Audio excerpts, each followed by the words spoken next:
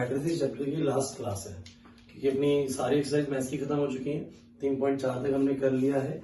Miscellaneous आज हम attempt करेंगे। हालांकि मैंने आपको बोला था कि मिसलिनियस के क्वेश्चंस आप एक बार खुद ट्राई करके देखिए, ताकि आपकी कमांड बन सके मैट्रिसेस चैप्टर के ऊपर। लेकिन जो कुछ बच गई है उसको अब हम कर लेते हैं आज की क्लास के अंदर। अच्छा, लास्ट क्लास ना हमने करा था इनवर्स निकालना किसी मैट्रिक्स का बाय एलिमेंट्री रो ट्रांसफॉर्मेशन या एलिमेंट्री ट्रांसफॉर्मेशन। तो जब आप वो कर रहे थे ना, तो कुछ बच्चों को उसमें क्वेश्चन में डाउट आया। शायद वो क्वेश्चन था आपका 12th क्वेश्चन। एक 12th क्वेश्चन है, एक इसी तरह का सिमिलर क्वेश्चन आपका 14th भी है। तो 12th क्वेश्चन पहले मैं नोट डाउन करता हूं कि मान लीजिए एक मैट्रिसेस आपके पास ए matrices and it is 6 -3 -2 and 1। ये है हमारा 12th क्वेश्चन।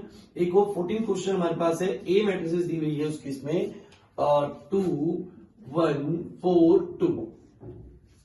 ठीक है, और मैट्रिसेस की हमने आंसर निकाल दिया। जैसे याद हो अगर आपको, तो 5th क्वेश्चन को हमने सॉल्व किया था।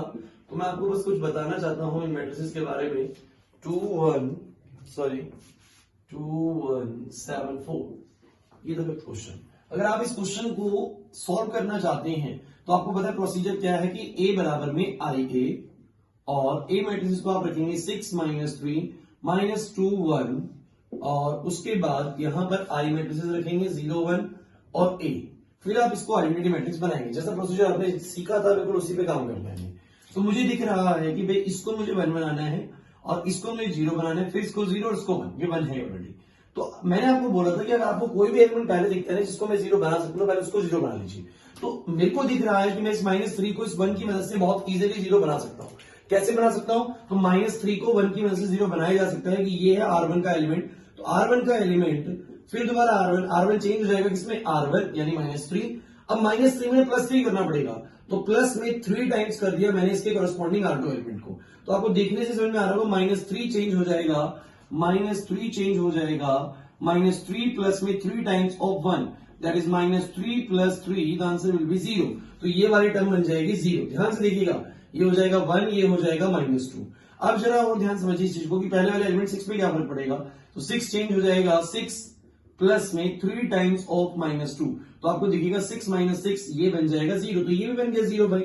अब अगर ऐसा केस हो जाए ना कि अगर एक ही मैट्रिसेस के अंदर, ओके सो इनको भी चेंज करना पड़ेगा, तो ये चेंज जाएगा R1 प्लस में 3 टाइम्स तो इस 1 ही रहेगा, R1 प्लस में 3 टाइम्स 3 हो जाएगा। तो अगर हमारी एक रो या कोई भी कॉलम अगर पूरा कंप्लीट 0 एलिमेंट्स उसमें हो चुके हैं, तो फिर इस तरह के मैट्रिसेस का इनवर्स नहीं पॉसिबल होता। इन मैट्रिसेस का इनवर्स नहीं निकाला जा सकता। आप कुछ भी करेंगे, एक पूरी कंप्लीट रो 0 बन जाएगी इस तरह के मैट्रिसेस के अंदर। तो आप बोलेंगे inverse of this matrix does not exist. तो कुछ बच्चों को दिक्कत आ रही थी इनको सॉल्व करने में कि करना क्या है। तो ये इस तरह के मैट्रिसेस के आंसर एग्जिस्ट नहीं करते। क्यों नहीं करते? क्योंकि इनके जो एलिमेंट्स होते हैं प्रोपोर्शनल होते हैं। प्रोपोर्शनल कहने का मतलब, अगर आप इन एलिमेंट्स की रेशियो को देखिए, जैसे मर्जी करके देखिए, रोज या कॉलम में 6 डिवाइड बाय -2, ये -3 आएगा, और -3 डिवाइड बाय 1, ये भी -3 आएगा। मतलब कि जो एलिमेंट्स का प्रोपोर्शन होता है ना, वो सेम होता है। जैसे इसके 3 गुना वो है, मतलब -3 टाइम्स, और ये भी इससे -3 टाइम्स है। इनकी रेशियो देख लो, इन दोनों की रेशियो है -2, इन दोनों की रेशियो है -2। तो अगर रेशियो सेम रहती है ना, तो फिर एलिमेंट्स के इनवर्स एग्जिस्ट हो सकते, मैट्रिसेस का इनवर्स एग्जिस्ट नहीं करता है। जैसे कि इसका और करके देख लेना आप, 14th क्वेश्चन का, इसका भी इनवर्स एग्जिस्ट नहीं करता। क्योंकि मैं आपको दिखाया था कि एलिमेंट्स प्रोपोर्शन में है। 2 × 2 करेंगे, मतलब कि ये नीचे वाला एलिमेंट ऊपर से 2 गुना है, ये वाला एलिमेंट ऊपर से 2 गुना है। यहां बोलूं रेशियो 1/2 1/2 है, सिमिलर है। तो रेशियो इधर देखिए, इन क्वेश्चन का इनवर्स एग्जिस्ट कर रहा था। इधर रेशियो थी 2/7, इधर रेशियो 1/4। इनका एग्जिस्ट करता है। लेकिन जब एलिमेंट्स एक रो के और दूसरे रो के प्रोपोर्शंस में होते हैं, सारी की सारी रो पहली रो दूसरे रो के साथ प्रोपोर्शन में, सेम प्रोपोर्शन में है, तो उन मैट्रिसेस का इनवर्स एग्जिस्ट नहीं करता। तो अगर ये क्वेश्चन आप कर रहे थे तो आपको ध्यान रखना है, इस तरीके से इस पर डील करना है कि अगर एक भी रो या कॉलम 0 हो गया, किसी भी एलिमेंट को 0 या 1 बनाते हुए, आइडेंटिटी मैट्रिक्स बनाते हुए, तो उस मैट्रिक्स का इनवर्स एग्जिस्ट नहीं करेगा। फिर एक क्वेश्चन और था, ऑप्शनल क्वेश्चन लास्ट वाला, कि पूछा गया था कि matrices A and D will be the inverse of each other. A और बी इनवर्स होंगे एक दूसरे के कब? जब ए बी बराबर में बी ए होगा, बी ऑप्शन, ए बी बराबर में बी ए होगा, बराबर में नल मैट्रिक्स होगा, ए बी बराबर 0 हो जाए और बी ए बराबर आई हो जाए, एंड लास्ट ऑप्शन है ए बी बराबर बी ए बराबर में आई। वैसे आप बहुत इजीली जानते हैं, मैंने आपको बताया था कि when A B is equal to I, it means that B is the inverse of A. B is the inverse of A, because A को बी से मल्टीप्लाई करने में आइडेंटिटी मैट्रिक्स है, जैसे कि 2 को 1/2 से मल्टीप्लाई करने में 1 आता है, नंबर्स में 1 काम करता है, तो आइडेंटिटी मैट्रिक्स के अंदर 1 का रोल कौन प्ले करता है? Identity matrix. तो आपको पता है ये चीज कि बी ए का इनवर्स हो जाएगा। सिमिलरली जब बी ए बराबर में आई होगा तो ए बी का इनवर्स हो जाएगा। तो इस तरीके से जो क्वेश्चन पूछा गया ना कि ए और बी एक दूसरे के इनवर्स होंगे कब? जब ये वाली सिचुएशन होगी ये, तो ये तो कभी भी हो सकता है, ये तो कभी भी हो सकता है, ये वाली चीज 0 भी कभी भी हो सकती है, ये वाली चीज एक 0 एक आई, ये बनता नहीं है केस, देखिए यही केस बनता है जब ए भी आई के बराबर हो, बी ए भी आई के बराबर हो, तो बी ए का इनवर्स हो जाएगा और ए बी का इनवर्स हो जाएगा। तो ऑप्शन नंबर डी आपका करेक्ट रहेगा भाई, ठीक है ना, ध्यान रखना ऑप्शन नंबर डी इसका सही आंसर होगा। तो इसी के साथ अपनी 3.4 एक्सरसाइज खत्म होती है। मिसलिनियस के कुछ क्वेश्चन आज हमें करने हैं तो उनको हम निकालते हैं भाई, ठीक है।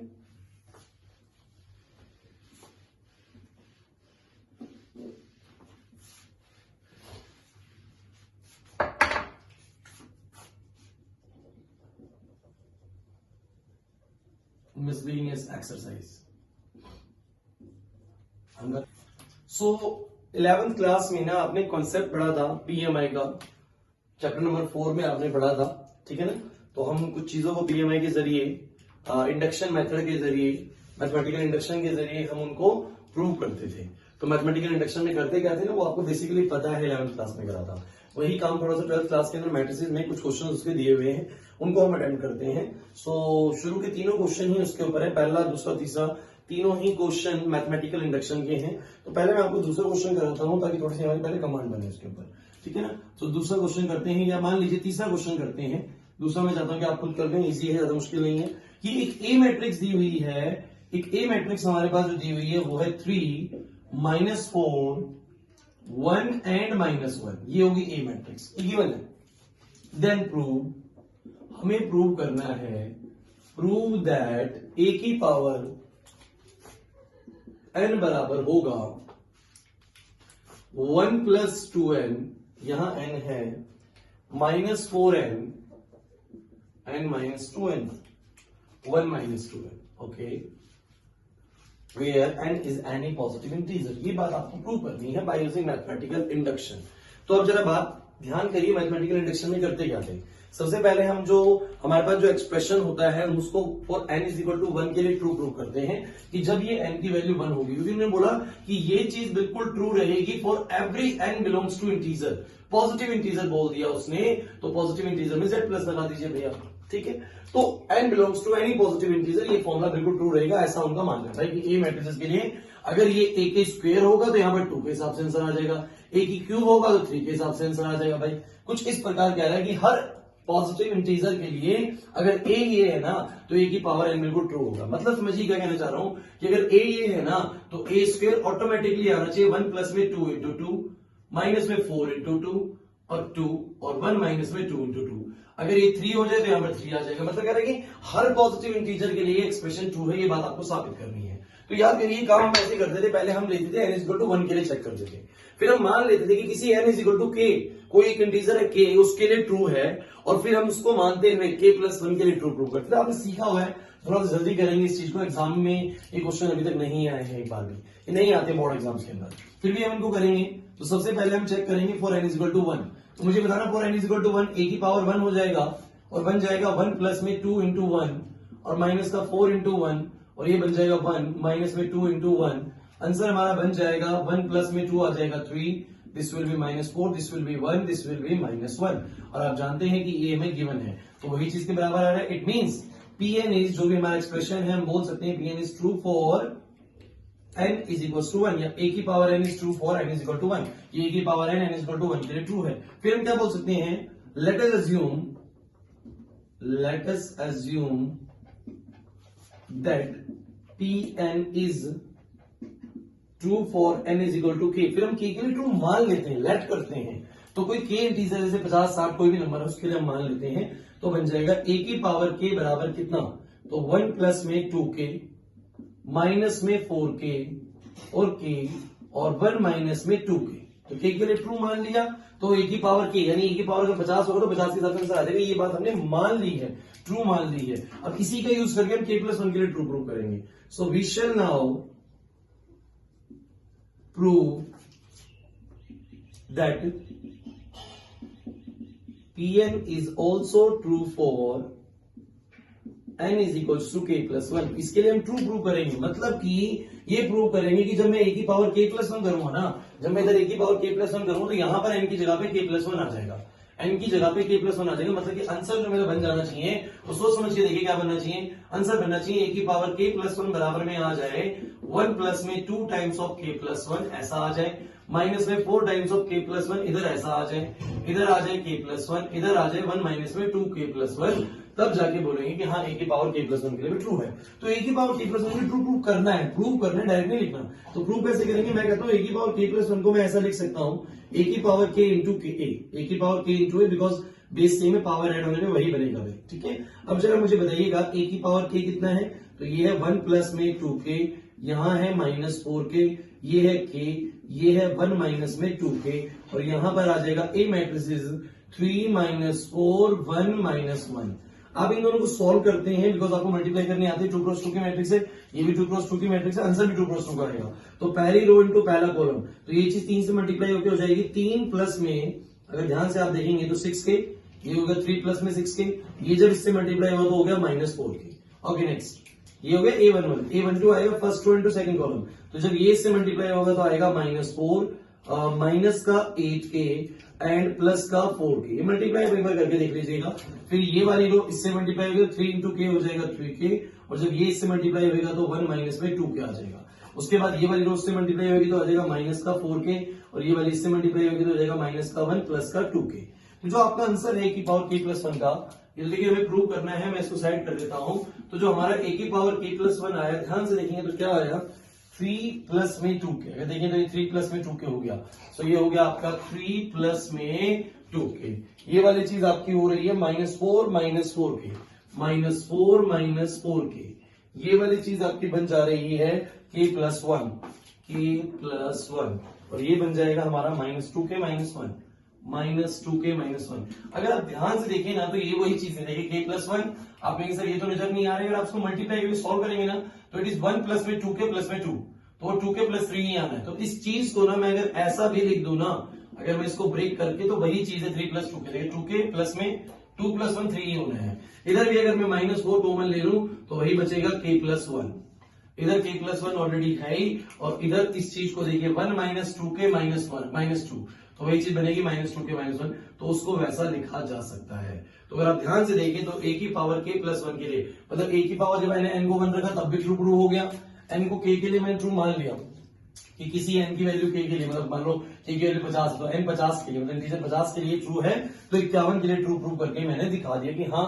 जब यहाँ a की पावर k प्लस 1 है तो यहाँ पर भी k प्लस 1 आ रहा है। तो ये होता है पीएमआई कॉन्सेप्ट, ये आपने बहुत अच्छे से 11th क्लास में सीखा हुआ है भाई। और इसी के आधार पर ना आपका दूसरा क्वेश्चन भी दिया हुआ है, तो दूसरे क्वेश्चन का बस मैं हिंट दूंगा आपको कि उन्होंने बोला है कि एक ए मैट्रिक्स है जो कि है 1 1 1 1 1 1 1 1 1, ये मैट्रिक्स है, और आपको बोला गया है आपको प्रूव करना है कि जो a की पावर n आएगा वो है हमारा 3 की पावर n माइनस 1, 3 की पावर n माइनस 1, 3 की पावर n माइनस 1। बहुत ही सिंपल क्वेश्चन है, जो क्वेश्चन अभी हमने किया है बिल्कुल उसी के आधार पर होगा, बस मैं थोड़ा सा हिंट दे देता हूं आपको कि इसको कैसे करना। तो सबसे पहले आप बात करेंगे for n is equal to 1, जब n इज इक्वल टू 1 आप पुट करेंगे तो a की पावर 1 हो जाएगा, और जब यहां पर 1 होगा सब में n की जगह पे, तो अपना 3 की पावर 1 माइनस 1 0, 3 की पावर 0, 3 की पावर 0, किसी की पावर 0 1 हो तो सारे के सारे 1 आ जाएंगे, तो 1 के लिए ट्रू प्रूव हो जाएगा, बिकॉज a की वैल्यू आ जाएगी 1 1 1, n को 1 रख के दोनों साइड पे बिल्कुल सही आंसर आ जाएगा भाई। फिर n को k रख देना, तो a की पावर k के लिए ट्रू प्रूव हो जाएगा, ये आपको मान लेना है ट्रू, तो ये कुछ ऐसे आ जाएंगे 3 की पावर k माइनस 1, 3 की पावर k minus 1 and so on, नीचे भी सेम आ जाएंगे इस तरीके से भाई।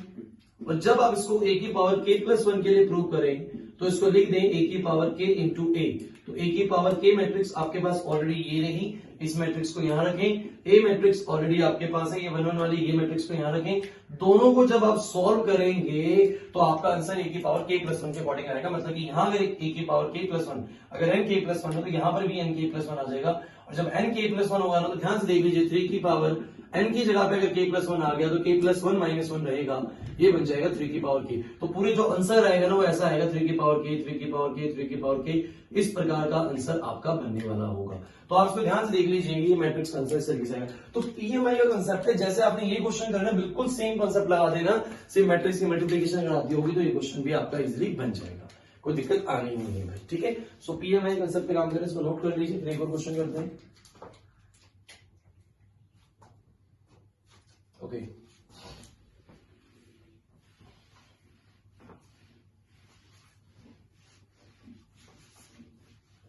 जो नेक्स्ट क्वेश्चन यानी जो फर्स्ट क्वेश्चन है इसी एक्सरसाइज का, जिसमें बोला गया है कि ए मैट्रिक्स क्या है हमारी 0 1 0 0, ये मैट्रिक्स है। एंड हमें शो करना है कि ए आई प्लस में बी ए की power n, A I plus में बी ए की power n is equal to A की पावर एन आई प्लस में एन ए की power n -1 B A, where उन्होंने बोला जैसे ए मैट्रिक्स तो ये हो गई, आई हो गया आइडेंटिटी मैट्रिक्स, ए और बी कोई नंबर्स हो गए और एन हमारा इंटीजर हो गया। सब कुछ ये फैक्टर से इसको प्रूव करना है again by using PMI concept. तो मुझे एक बात देखिएगा, सबसे पहले आप इसके लिए ट्राई करेंगे for n is equal to 1 के लिए।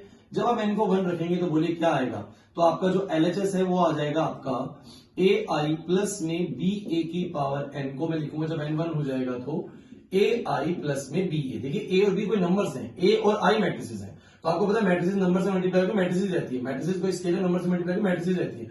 तो ए प्लस बी आ गया। और अगर मैं आरएचएस को चेक करने गया तो ए की पावर एन आई प्लस में एन टाइम्स ऑफ ए की पावर एन -1 बी ए। अब एन को फिर 1 रखिए तो हो जाएगा ए की पावर 1 आई प्लस में ये एन हो गया 1, ए की पावर हो गया 1 -1 और हो गया बी ए। ध्यान से देखेंगे तो ये बन गया ए आई प्लस में ए की पावर हो गया 0 और ए की पावर 0 का मतलब है 1, तो 1 into 1 हो गया 1 और ये बच गया बी ए। तो आप देखेंगे n इज इक्वल टू 1 के लिए चीज ट्रू प्रूव हो रही है। So P n is true for n is equal to 1। सबसे पहली चीज तो फिर क्या करेंगे, let us assume that P n is true for n is equal to k। के लिए ट्रू है तो k के लिए ट्रू है तो आपने बोल दिया कि n की जगह पे रख दो k, तो हमने रख दिया n की जगह पे k और ये बन गया a की पावर k आई प्लस में k टाइम्स ऑफ a की पावर k -1 इंटू बी ए। ये तो ट्रू प्रूफ, ये तो मानना पड़ता है, लेट करना पड़ता है, तो ये ट्रू है। तो इसको फर्स्ट इक्वेशन हम नाम दे सकते हैं। Now we shall prove that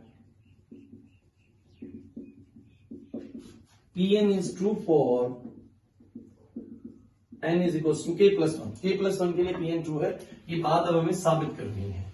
तो बिल्कुल तरीका वही रहेगा जो हमने अब तक यूज किया है पीएमआई में। तो लेकिन मुझे एक बात है कि आपको आंसर पहले से पता होता है कि क्या आंसर आने वाला है। तो आंसर किस प्रकार का आने वाला है, देखिए जरा हमारा आंसर आएगा ए आई प्लस में बी ए की पावर के प्लस 1। जब यहाँ के प्लस 1 हो जाएगा तो इधर भी इफेक्ट के प्लस 1 होगा।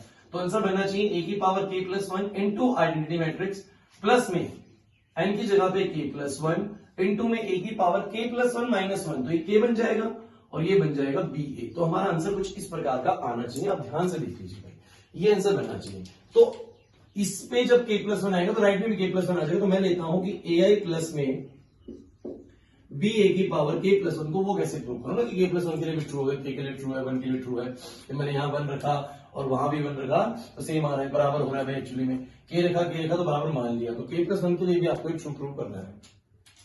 तो ए आई प्लस में बी ए की पावर k प्लस 1 को मैं क्या लिख सकता हूं, तो मैं इसको लिख सकता हूं ए आई प्लस में बी ए की पावर k, देखिए जरा, इनटू में ए आई प्लस में बी ए।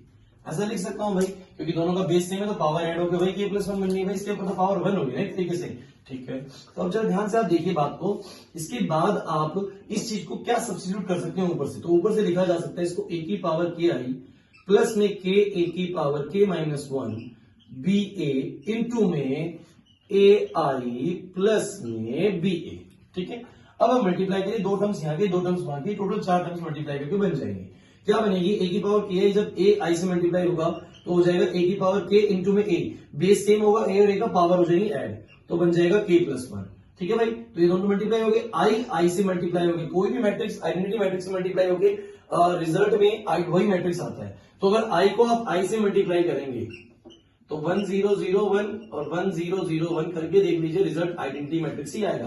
कोई भी मैट्रिक्स जब आइडेंटिटी मैट्रिक्स से मल्टीप्लाई होगा आइडेंटिटी मैट्रिक्स से आंसर आएगा। तो ये बन जाएगा आइडेंटिटी मैट्रिक्स ए की पावर के प्लस 1 आई, और आप देखेंगे कि आपका रिजल्ट बनता आ रहा है ए की पावर के प्लस 1 आई। ओके, प्लस में जब यही वाले टर्म लास्ट वाले से मल्टीप्लाई होगी तो बन जाएगा ए की पावर के इंटू में बी और बन जाएगा i इंटू में a।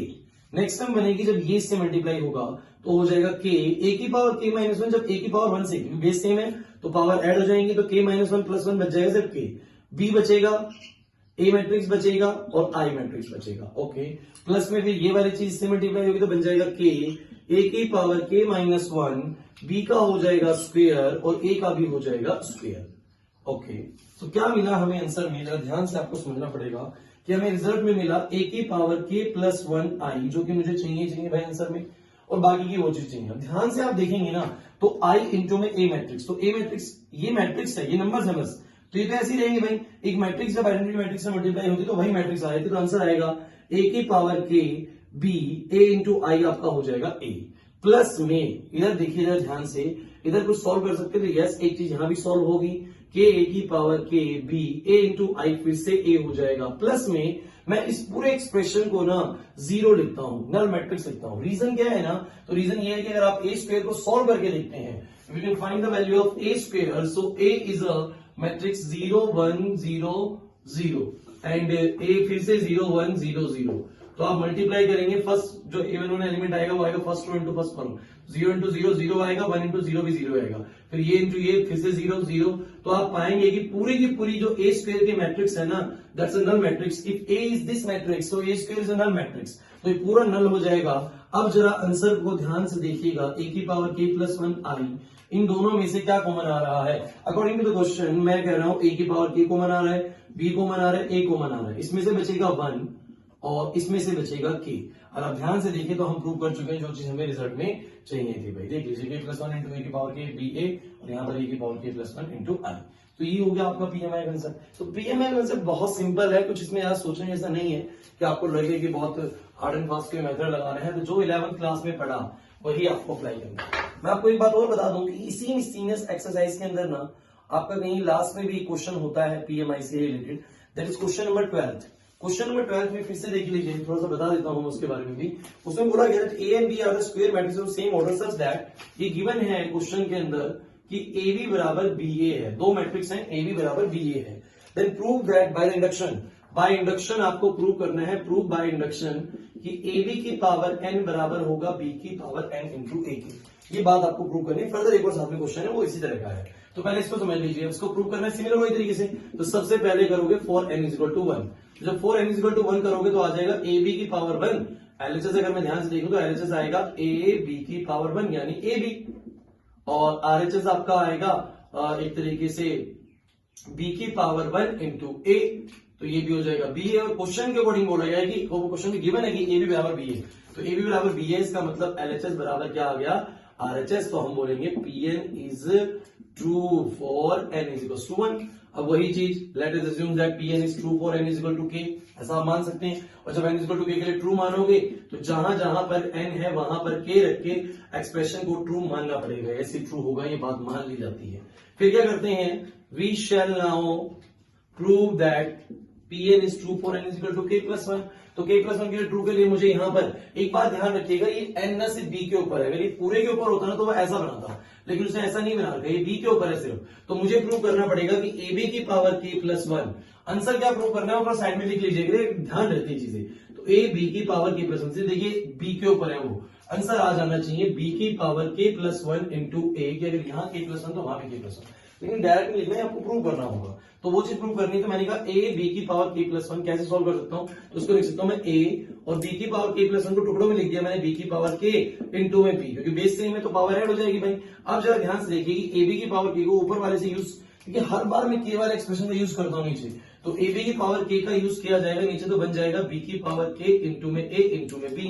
और ध्यान से अगर आप इस एक्सप्रेशन को देखेंगे तो मैं ab को ऊपर वाले क्वेश्चन से ba लिख सकता हूं, ab को मैंने लिख दिया ba, ताकि मेरा एक्सप्रेशन कुछ वैसा बन जाए, बेस से में पावर ऐड होकर बन जाएगी b की पावर k प्लस 1 इंटू में a, और यही चीज हमें प्रूव करनी थी। सो वही चीज लिख सकते हैं ना कि भाई हमारा जो pn है वो ट्रू हो गया n is equal to k plus 1 के लिए भी। इस तरीके से आप पीएमआईज के क्वेश्चंस मैट्रिसेस में करते हैं, ठीक है, एक बार इसको नोट कर लीजिए आप। इसके बाद अगर आप क्वेश्चंस को देखेंगे तो कुछ क्वेश्चंस ऐसे होंगे जिस प्रकार के मैं आपको पहले क्लास में करा चुका हूं, तो वो क्वेश्चन दोबारा रिपीट नहीं कराऊंगा, ये हम पहले कर चुके हैं। जैसे कि क्वेश्चन नंबर 4 में आपको जब मैं स्क्यू सिमेट्रिक मैट्रिसेस और सिमेट्रिक मैट्रिसेस के बारे में सिखा रहा था, मैंने तभी मिसलेनियस से क्वेश्चन नंबर 4 करवा दिया था, क्वेश्चन नंबर 5 भी मैंने तभी करवा दिया था। तो क्वेश्चन नंबर 4 एंड 5 में अभी आपको नहीं कराऊंगा, बिकॉज ये क्वेश्चंस मैं करा चुका हूं। इन केस आपको नहीं पता तो आप पिछली वीडियोस में जाइए, जहां पर मैंने 3.3 एक्सरसाइज कराई थी, वहां ये चीज मैंने सिखाई है। ठीक है, दोनों क्वेश्चन कराए मैंने। 6th क्वेश्चन की बात करते हैं। तो 6th क्वेश्चन में बोला गया है that you have to find the value of x, y, z if this matrix A, एक A मैट्रिक्स है 0, 2y, z, x, y minus z, this is x minus y, z, ये एक A matrix है। And आपको बोला गया कि आपको x, y, z की वैल्यू फाइंड करनी है अगर A इंटू में A डैश या A डैश इंटू में A बराबर आइडेंटिटी मैट्रिक्स है। If this A matrix satisfies this equation, then find the value of x, y, z. और ये गिवन है भाई हमें एक तरीके से कि सेटिस्फाई करता है। तो बताइए जरा कि A डैश का मतलब होता है A ट्रांसपोज, तो इसका ट्रांसपोज कर दीजिए। तो इसका ट्रांसपोज क्या आएगा? 0। देखिए रो बन जाएगी कॉलम, तो 0 2yz x y minus z, ये वाली को बना देंगे x माइनस y z, और ये मल्टीप्लाई होगा A मैट्रिक्स से। तो A मैट्रिक्स आपको दी हुई है 0 2yz x y minus z x minus y z, and बराबर में आ जाएगा आइडेंटिटी मैट्रिक्स। आइडेंटिटी मैट्रिक्स सबको पता है 1 0 0 0 1 0 0 0 1। अब इन दो मैट्रिक्स को मल्टीप्लाई करिए, रूल आपको पता है 3 क्रॉस 3 की है, 3 क्रॉस 3 की, वो आंसर भी 3 क्रॉस 3 का आएगा।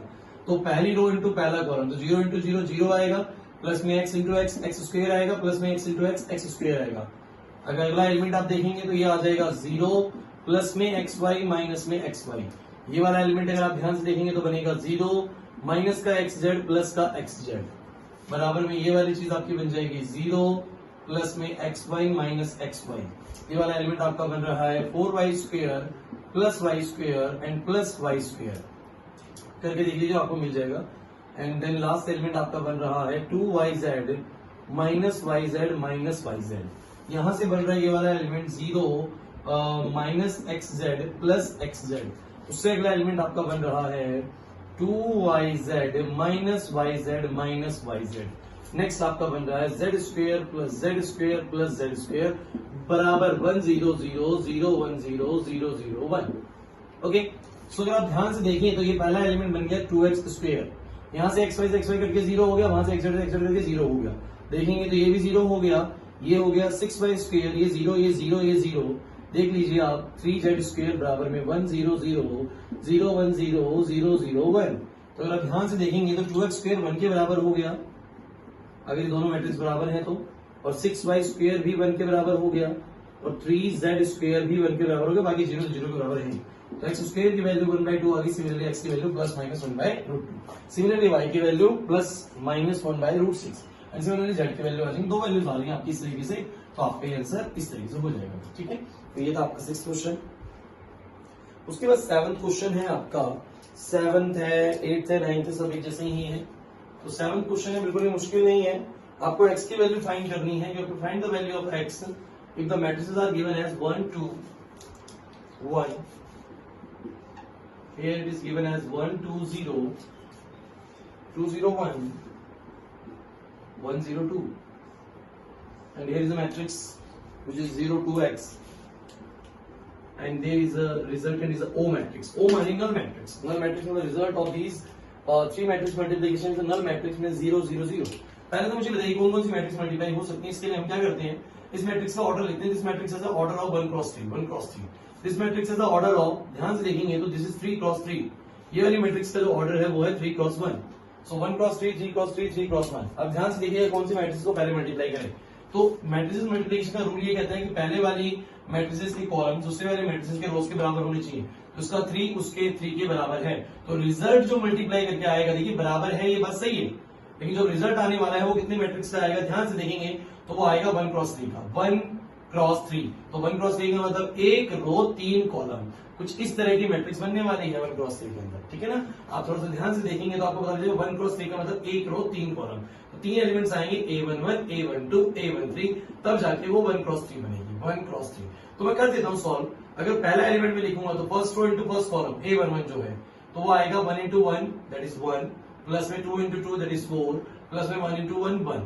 अगला एलिमेंट जो आपका आएगा वो आएगा आपका 2 प्लस 0 प्लस 0। उससे अगला एलिमेंट आपका आएगा 0 प्लस में 2 प्लस में 2, और ये वाली मैट्रिक्स हमारी फिर से वैसी रहेगी 0 2x, इसको भी हमने यूज नहीं किया है, resultant equal to null matrix. तो आप ध्यान से देखेंगे तो ये मैट्रिक्स बन गई हमारी 6 2 4।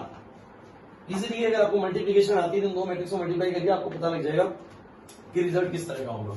ये आ गया इधर और इधर आ गया 0 2x बराबर में आ गया नल मैट्रिक्स। अब ध्यान से आप देखेंगे ना तो आपको पता लगेगा कि this matrix has the order of 1 cross 3 and this has the order of 3 cross 1। So इसका नंबर ऑफ कॉलम्स की नंबर ऑफ रो के बराबर है, इसका नंबर ऑफ कॉलम्स के नंबर ऑफ रो के बराबर है।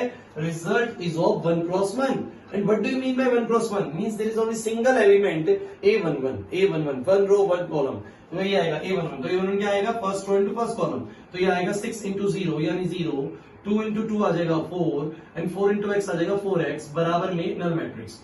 अब मुझे ये बात है कि दो मैट्रिक्स इक्वल कब होती हैं? तो दो मैट्रिक्स इक्वल तभी होती है जब उनका ऑर्डर सेम हो। मतलब ये नल मैट्रिक्स जो है ना, देखिए नल मैट्रिक्स कैसे कैसे हो सकती है? तो नल मैट्रिक्स ऐसी हो सकती है कि उसके अंदर एक ही एलिमेंट हो 1 क्रॉस 1 में। नल मैट्रिक्स तो ऐसी भी हो सकती है कि 0 0 0 2 क्रॉस 2 हो, ऐसी हो सकती है। तो कहीं किसी भी तरह की हो सकती है। तो यहां से पता लगेगा कि ये बराबर है ना, तो इसका मतलब ये मैट्रिक्स 1 क्रॉस 1 की ही है।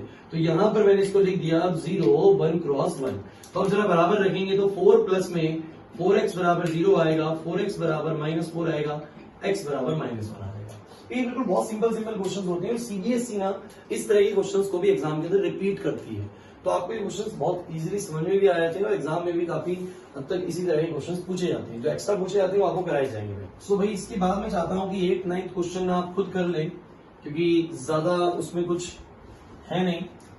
8 और 9 क्वेश्चन के अंदर अगर आप ध्यान से देखेंगे तो 8 क्वेश्चन के अंदर ऐसे क्वेश्चंस मैं आपको करा चुका हूँ क्लास के अंदर कि एक मैट्रिसेस है 3 1 -1 2 और आपको शो करना है कि a square -5a + 7i matrix is equal to null matrix. बहुत सिंपल है। a स्क्वेयर निकालना आता है आपको, 5a निकालना आता है आपको, 7i निकालना आता है, बराबर नल मैट्रिक्स प्रूव करना शो हो जाएगा। इसको एनालिसिस को सॉल्व करना, नल मैट्रिक्स बराबर आ जाएगा, आंसर आ जाएगा। 9th क्वेश्चन फिर आप खुद करेंगे, उसमें फिर से x की वैल्यू फाइंड करनी है और कुछ मैट्रिक्स जैसा अभी हमने क्वेश्चन किया कुछ उसी प्रकार से दी गई है। 1 0 2 0 2 1। थोड़ा सा आपको काम करना पड़ेगा घर पे खुद। ये वाला x 4 1 बराबर नल मैट्रिक्स, x के एलिमेंट में बिल्कुल सेम क्वेश्चन करें, बस अब इधर भी x है उधर भी x है, सॉल्व करना है और कुछ नहीं है, मल्टीप्लाई करेंगे, सॉल्व करके आंसर आ जाएगा डेफिनेटली। तो ये वाला क्वेश्चन भी आपको होमवर्क में ही ट्राई करना है। उसके बाद हमारे क्वेश्चन आ जाते हैं, 2-3 क्वेश्चन और हैं हमारे, तो उनको ट्राई करते हैं।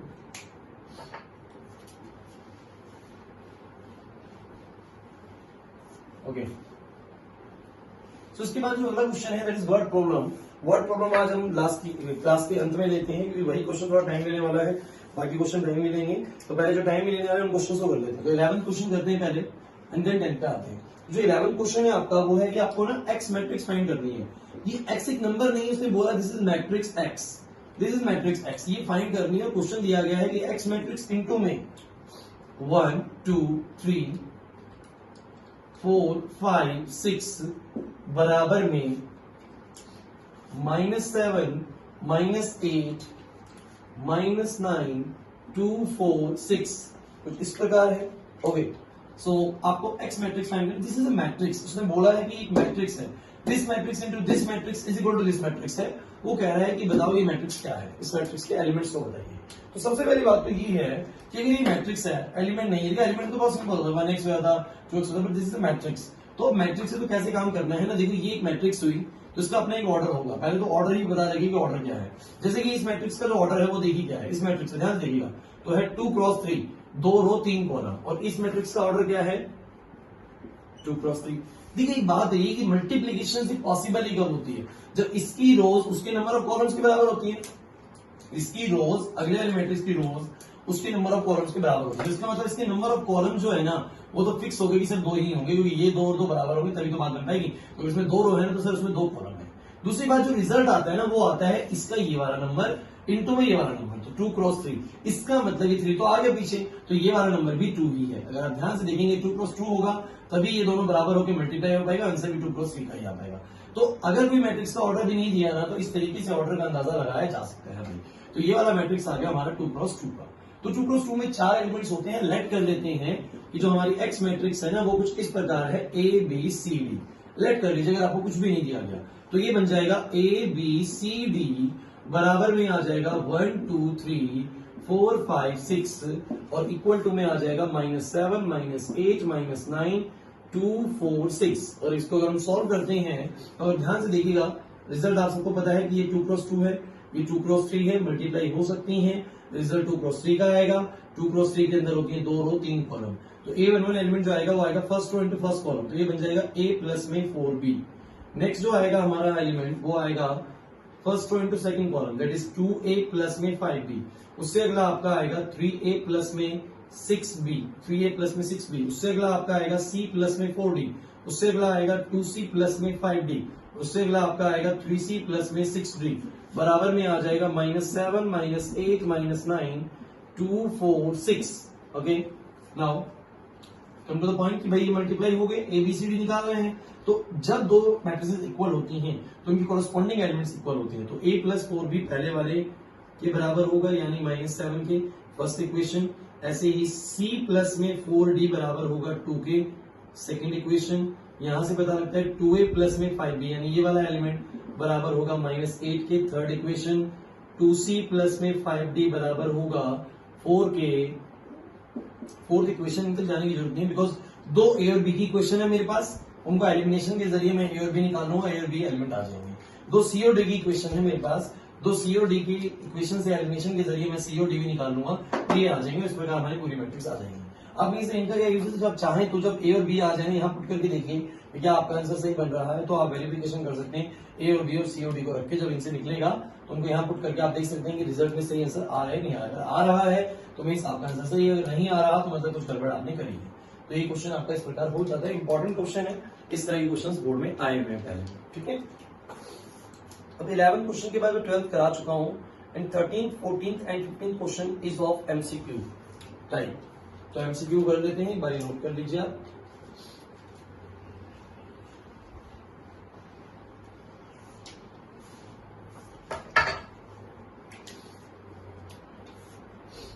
Okay, next 13 question. एक मैट्रिक्स है A matrix which is alpha beta gamma minus alpha, is such that ये दिया हुआ है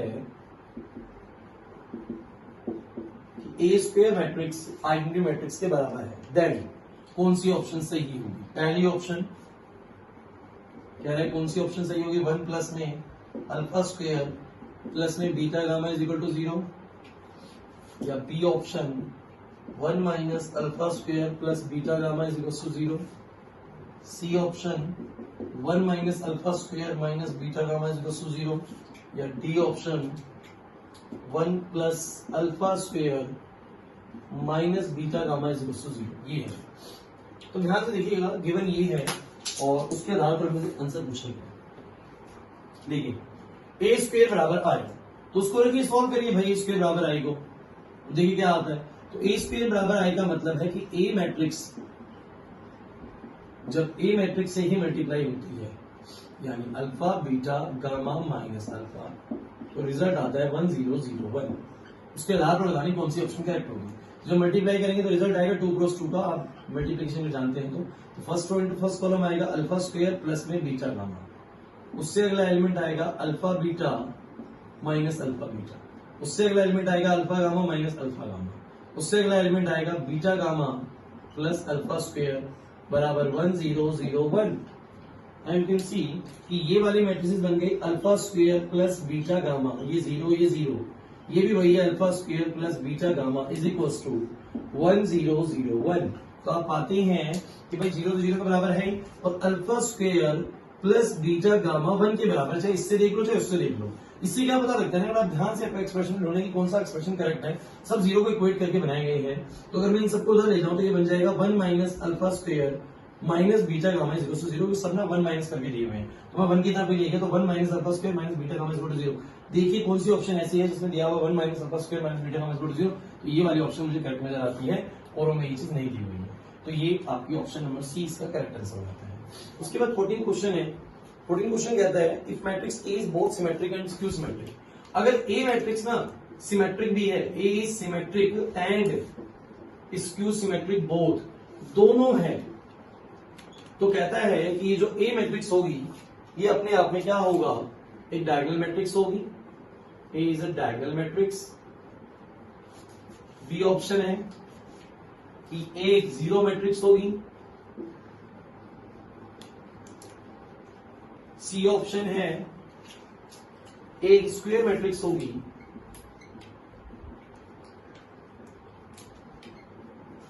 और डी ऑप्शन है that a none of these. Okay, हाँ, तो ये तो matrix A is symmetric and skew symmetric दोनों है। चलो एक बात देखिएगा, पहचान थी कुछ उनकी। स्क्यू सिमेट्रिक के डायगोनल एलिमेंट्स आपको पता है जीरो होते थे, याद करिए। स्क्यू सिमेट्रिक के डायगोनल एलिमेंट जीरो होते थे, बाकी कुछ भी चलेंगे, बाकी में रिलेशन होता था कि अगर ये 2 तो ये -2, ये 3 तो ये -3, ये 6 तो ये -6, ऐसा कुछ रिलेशन चलता था स्क्यू में। स्क्यू के डायगोनल जीरो होते थे। और सिमेट्रिक के क्या होता था ना, सिमेट्रिक में ऐसा होता था कि अगर ये तो कुछ भी रख दो, ये तो कुछ भी रख दो 1 2 3, और अगर ये 1 2 3 कुछ भी है तो ये वाला अगर 3 है, ये वाला अगर हमारा, देखिए उसमें हुआ करता था कि A11 AIJ के बराबर हुआ करता था। ये 3 तो ये भी 3, ये 6 तो ये भी 6, और ये 5 तो ये भी 5, कुछ ऐसा होता था सिमेट्रिक में। पढ़ाया गया सिमेट्रिक सिमेट्रिक, आप वहां पर देखेंगे पता लगेगा। तो आपको क्या देखना है ना कि अगर वो स्क्यू भी है और सिमेट्रिक भी है, दोनों को सेटिस्फाई कर रहा है, तो वो मैट्रिक्स किस तरह की मैट्रिक्स होगी। तो मैं आपको बताता हूं, इफ ए इज सिमेट्रिक, सोच के देखिए अगर ए सिमेट्रिक है तो उसका क्या कहना है कि उसका हर AIJ AJI के बराबर होगा। मतलब A21 A12 के बराबर होगा, A32 A23 के बराबर होगा, कुछ ऐसा होगा। और अगर ए सिमेट्रिक भी है, सॉरी स्क्यू सिमेट्रिक भी है, if A is a skew symmetric also, तो कहेंगे कि उसका AIJ ना माइनस टाइम्स होगा AJI के। दोनों बातें सही होगी भाई, दोनों बातें को सेटिस्फाई कराना है। और जरा ध्यान से देखिएगा, AIJ बराबर AJI ये भी है और AIJ बराबर माइनस AJI ये भी है। मैंने क्या करना, कहीं से भी किसी को पुट कर दीजिए जहां से आपको सही लगे। तो मैंने क्या कराना, अगर यहां से AIJ को उधर पुट करो तो AIJ बराबर AJI लिखा जा सकता है, क्योंकि उन्होंने बोला है कि सिमेट्रिक भी है स्क्यू सिमेट्रिक भी है। तो AIJ को मैं AJI पुट कर सकता हूं यहाँ पर। तो AIJ को मैंने लिख दिया इसके थ्रू AJI बराबर में आ गया माइनस AJI, वहां से AIJ की वैल्यू निकाल के यहाँ पुट कर दी। अगर उसको इधर ले आऊं तो बन जाएगा AJI प्लस में AJI बराबर हो जाएगा 0। इसका मतलब 2AJI बराबर हो जाएगा 0, इसका मतलब AJI हो जाएगा 0। मतलब हर एक एलिमेंट इस मैट्रिक्स का क्या होगा, 0।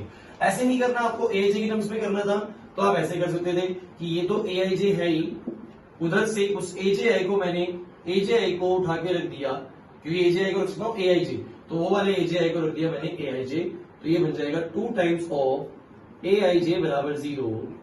इसका मतलब AIJ बराबर 0, हर एक AIJ एलिमेंट होगा 0 में यहाँ पर, ठीक है। चाहे डायगोनल से कुछ भी हो, AIJ 0 हो जाएंगे सारे।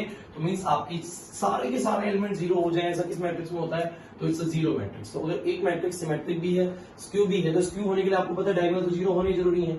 और अब सोच के देखिए ना, डायगोनल तो 0 हो ही जाएंगे, एज वेल एज वो कह रहे हैं स्क्यू भी रहे और सिमेट्रिक भी रहे। तो भाई अगर ये 3 और ये -3 हो तो सिमेट्रिक नहीं रहेगा, बिकॉज सिमेट्रिक में A21 A12 के बराबर होता है, और स्क्यू होने के लिए इन दोनों में माइनस टाइम्स का रिलेशन होना चाहिए। तो इस वजह से अगर ये 0 हो जाएंगे ना, तो इक्वालिटी की कंडीशन को भी सेटिस्फाई कर देंगे, और ये इसके माइनस टाइम्स हो जाएगा, बिकॉज -0 + 0 का मीनिंग सेम ही होता है। तो 0 मैट्रिक्स ही ऐसी बात हो सकती है, ऐसी मैट्रिक्स हो सकती है जो कही जा सकती है सिमेट्रिक भी और स्क्यू सिमेट्रिक भी, दोनों ही कही जा सकती है, ठीक है ना।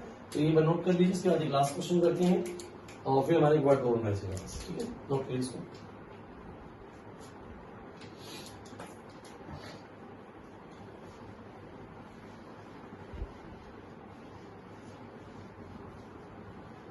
Okay.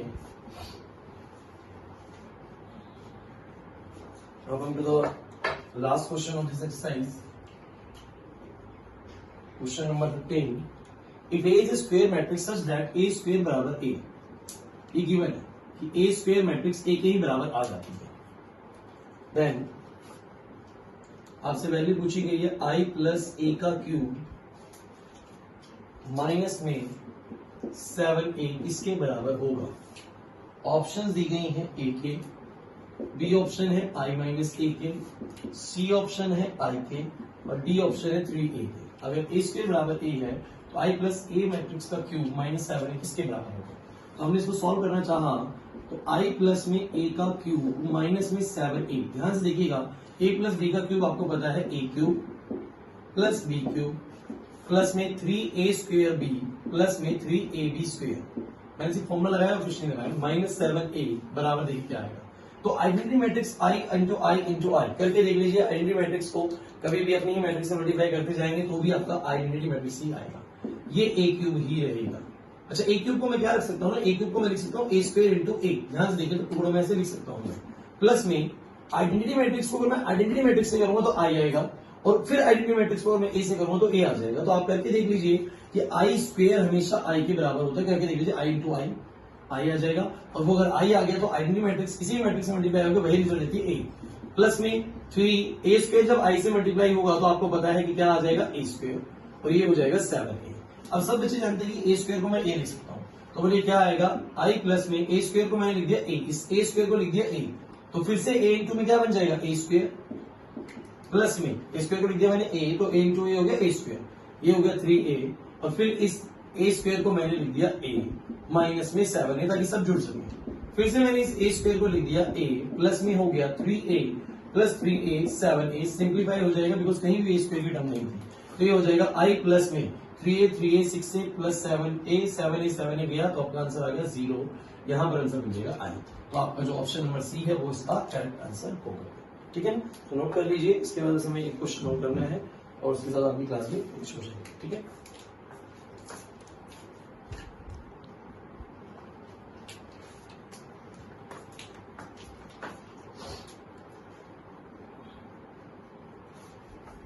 ओके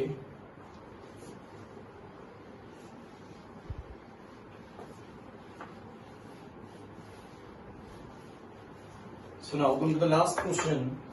भाई आपका 10th क्वेश्चन है जो वर्ड प्रॉब्लम है, और ये हमारा आज का आखिरी क्वेश्चन होगा, और इसी के साथ हमारी पूरी एक्सरसाइज खत्म हो जाएगी सीरियसली।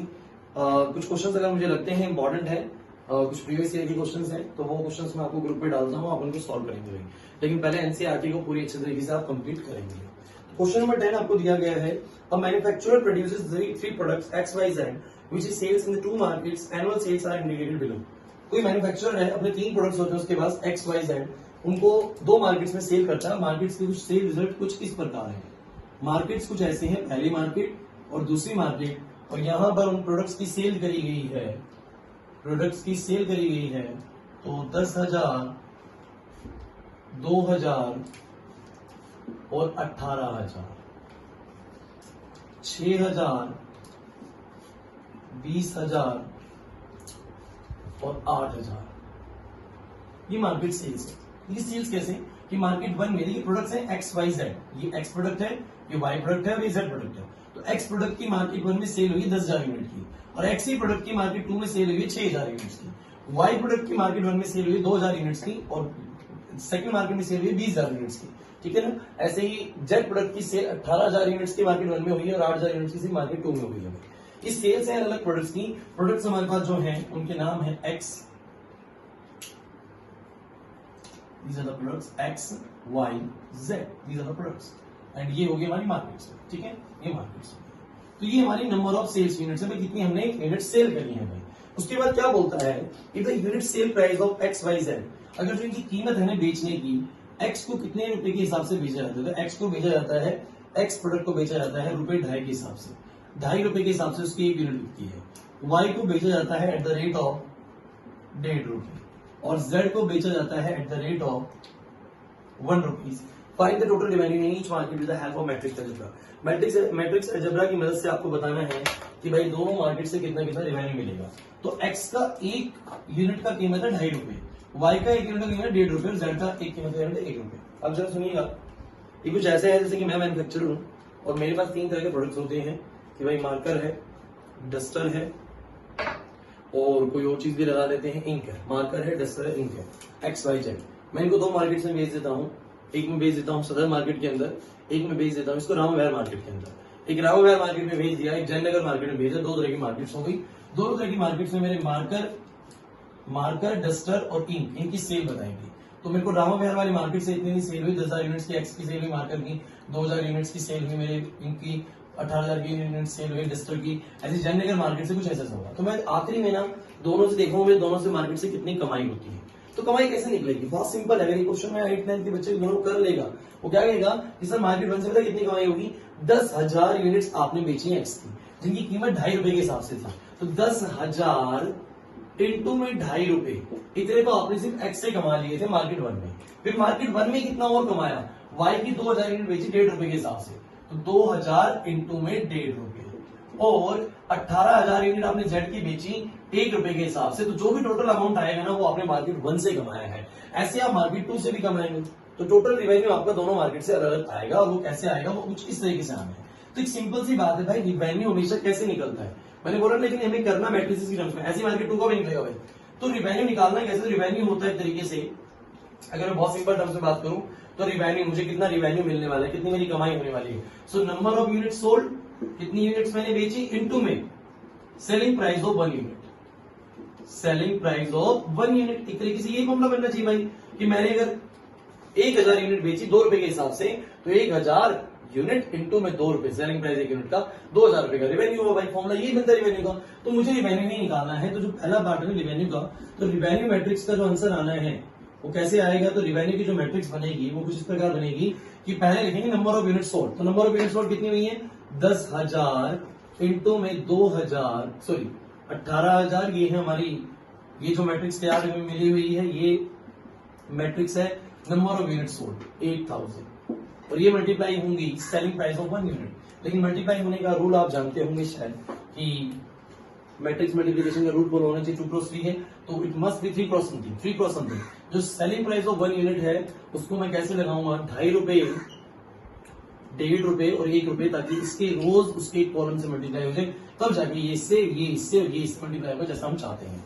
और मल्टीप्लाई करना ही ऐसे पड़ेगा, अगर आप इन 3 चीजों को ऐसे लगा देते हैं ना तो ये मल्टीप्लाई नहीं हो सकते, बिकॉज ये बन जाएगा 1 क्रॉस 3, वो है 2 क्रॉस 3, तो मल्टीप्लाई नहीं हो पाएगा। तो इन 3 को मैं ऐसे लगा ही नहीं सकता, इन 3 को मुझे ऐसे ही लगाना पड़ेगा। और जब आप ऐसे लगाएंगे तो आपका आंसर ऑब्वियसली आपको सही मिलेगा। कैसे, तो आप बोलेंगे ये 2 क्रॉस 3 और 3 क्रॉस 1, तो ये दोनों बराबर है, आंसर आएगा 2 क्रॉस 1 का। 2 क्रॉस 1 का मतलब होता है 2 रो 1 कॉलम, 2 रो 1 कॉलम, तो छोटे छोटे कर देते हैं 2 रो 1 कॉलम। तो एक तो एलिमेंट आपका आने वाला है A11, एक एलिमेंट आएगा A21, क्योंकि 2 रो 1 कॉलम बनना है।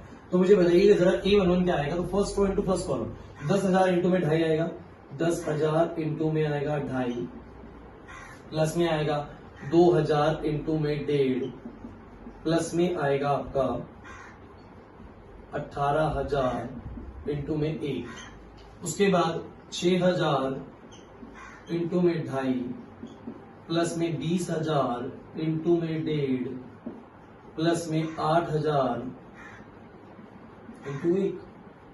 आंसर कितना आएगा, 10,000 इंटू में 2.5 करेंगे तो ये आपका हो रहा है 25,000, 2,000 इंटू में 1.5 करेंगे तो हो रहा है 3,000, 18,000। सॉरी सम करना है हमें, सॉरी कि 25,000 प्लस में 25,000 प्लस में 3,000 28,000, और 28 और 18,000 हो जाएगा 46,000, टोटल आ जाएगा 46,000। यहाँ से कितना आएगा, 6 को अगर 2.5 से करेंगे तो आपका आ जाएगा 15,000, प्लस में 30,000 45,000 और 8,000 आ जाएगा आपका 53,000। तो ये कमाई हमारी होगी मार्केट 1 से, ये मार्केट 1 का रिवेन्यू होगा और ये आपका रिवेन्यू होगा मार्केट 2 का। और आप सोच सकते हैं कि जब मार्केट 2 की यूनिट्स उनके सेलिंग प्राइस से मल्टीप्लाई होगी तो वो रिवेन्यू देगी मार्केट 2 का। अगर टोटल रिवेन्यू पूछेगा तो 53,000 प्लस में 46,000 कर देंगे, टोटल रिवेन्यू आपका निकल के आ जाएगा। बट रिवेन्यू पूछा था उसने अलग अलग मार्केट से, total revenue in each market, तो ईच मार्केट में टोटल रिवेन्यू 46,000 और 53,000। तो आप बोलेंगे revenue from the market 1 is 46,000 and revenue from the market 2 is 53,000। तो इतना रिवेन्यू हुआ हमारा। उसके बाद देखिए सेकंड पार्ट क्या है।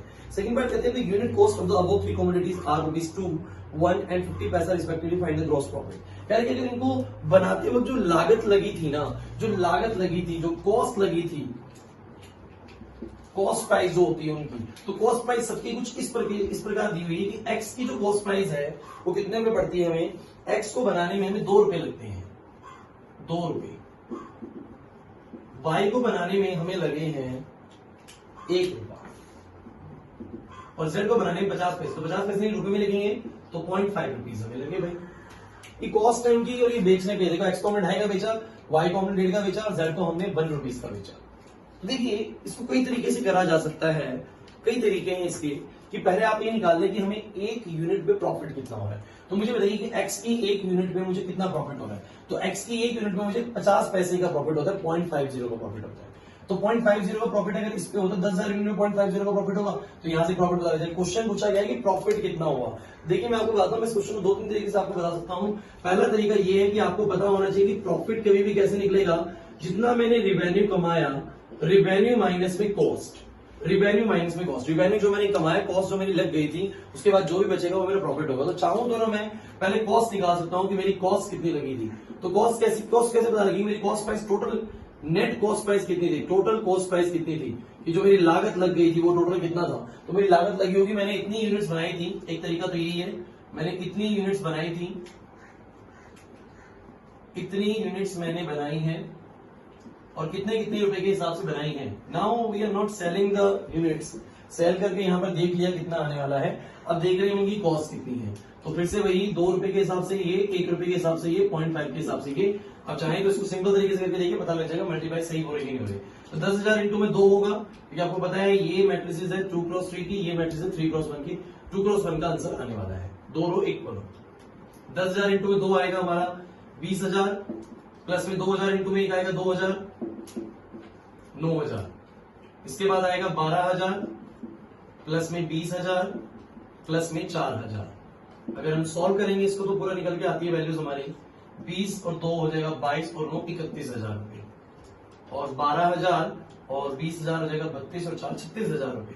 तो ये हमारी लागत है, ये लागत है मार्केट 1 में, कि मार्केट 1 में जो मैंने बना के बेचा उस पर मैंने लागत कितनी लगाई थी, तो इतना मैंने लागत लगाई थी भाई, क्योंकि टोटल कॉस्ट प्राइस। तो टोटल प्रॉफिट कितना हुआ दोनों मार्केट से, तो टोटल प्रॉफिट होगा मेरे को टोटल रिवेन्यू मैट्रिक्स, जो रिवेन्यू वाली मैट्रिक्स है, अगर मैं उसमें से माइनस कर दूं टोटल कॉस्ट वाली मैट्रिक्स को, तो रिवेन्यू वाली मैट्रिक्स कितनी है, तो मार्केट 1 से मैंने कमाया था 46,000 रुपए और मार्केट 2 से 53,000 रुपए, और माइनस कर देंगे कॉस्ट वाली मैट्रिक्स को। आप देखेंगे जब सब्ट्रैक्ट करते हैं तो मैट्रिसेस का ऑर्डर सेम होना चाहिए, और यहाँ आपको मिलेगा भी सेम, ये भी 2x1 है, वो भी 2x1 है, कॉरस्पॉन्डिंग एलिमेंट सब्ट्रैक्ट हो जाएंगे। 46,000 कमाए थे, 31,000 लगाए थे, तो 46 माइनस 31 यहाँ पर आ रहा है 15,000 रुपए मार्केट 1 से। 53 माइनस 36 आपका आ रहा है 17,000 मार्केट 2 से कमाए हैं भाई, ठीक है। तो ये प्रॉफिट आ गया भाई।